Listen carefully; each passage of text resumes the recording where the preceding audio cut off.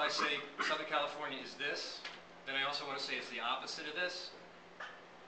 So Minimax itself, how I represented that, is kind of like the ideal Southern California that is typically represented by Hollywood.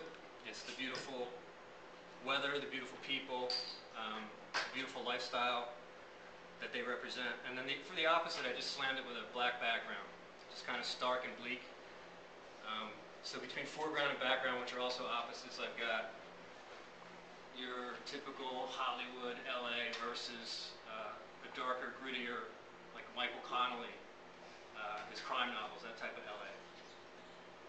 At that point, I figured I needed something, another design element just to kind of tie it in, to emphasize Los Angeles, to also emphasize opposites again, and that's where the angel wings came in. So you got angels and you think of like a guardian angel, but these are rather gothic, kind of menacing, so it's like old school guardian angel, fire and brimstone, you know, it'll slap you down. And I think that relates to Los Angeles because a lot of people come out here and they have their dreams, their aspirations, and some of them are very successful and some get beaten down. And let me check my notes again. You know, if you could all just strip your underwear, it would make this a lot easier. So that's about it. Some people achieve minimal results. Others maximize their potential. A little corny, but it works. So that's kind of my tale of two cities. That's it.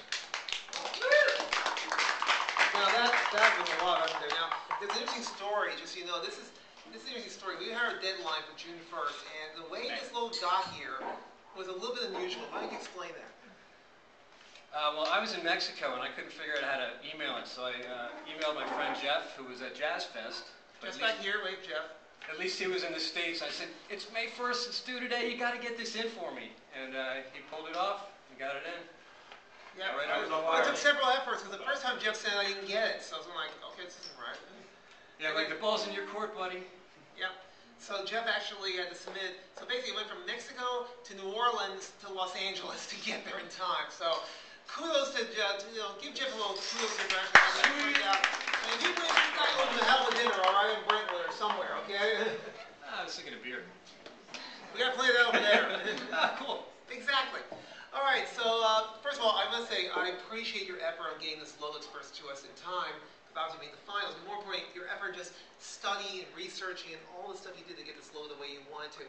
Again, what I like about all three were none of them represent the Hollywood stereotype or the LA stereotype, you know, oh, that's in the Hollywood sign, that's in the Star and Walk of Fame or this type of thing. You know, they're different, they're interesting. I like that for all of you, and you should, all three of you should be applauded because of that, by the way, because you came out of the box. And you all deserve that right there. You're all winners in my book. So, Ed, love the fact you did the Angels thing instead of making like, you know, California Angels or LA Angels, Anaheim or stuff like that. Baseball fan here. But, again, original, different. The only thing was maybe the Angels just isn't emphasized as much as 10 might be a little too big. But I really did like the logo. I should mention, by the way, Dwayne Nickel, who works for Adobe and actually is going to be involved with us again with Minimax this year, as he was last year. You may remember the was the guy with the blonde spiked hair. Who, exactly. Dwayne liked this, and this, please do not let this change your opinion or votes or anything like that. But Dwayne liked this logo the most of the three. So, wow. Exactly. I'm not trying to sympathize that. Exactly. He's from British Columbia. Now, in the name of fairness, you need to bring up somebody who hated that one. Exactly. I don't like it. Exactly. He likes the logo. There you go. Michelle, your opinions.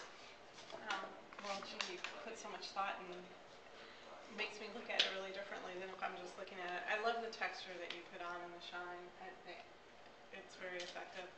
I like the static one better, although I really like the ideology behind the zeros and ones, but I actually like it better when it's not moving. But really nice work. Well, I'm an amateur at Flash, so any little thing, ooh, look what I can do. Well, I always tell people, like, just because you can do it, you know, you can make the animation or something like that, Don't. sometimes it's not exactly. Sometimes you shouldn't do that. Yeah. Colin. Yeah, no, I like this a lot, actually. There's a lot of things I like about it. I like the colors. In fact, you've really just got two colors going there. Actually, all of them are being two-colored, and I'd apart from the smoke dripping out of the Santa Monica Pier. But that's just nice. I like the contrast too with the type, going from the monotype on everything except for the Minimax, which is cool. I like the way you use the lowercase for the Mini and the uppercase for the Max. And I don't know if you planned it this way, but I like the way the eyes look like the info, kind of information symbols.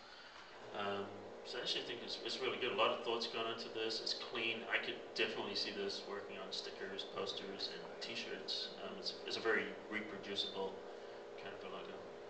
Thank you. Great. Okay, so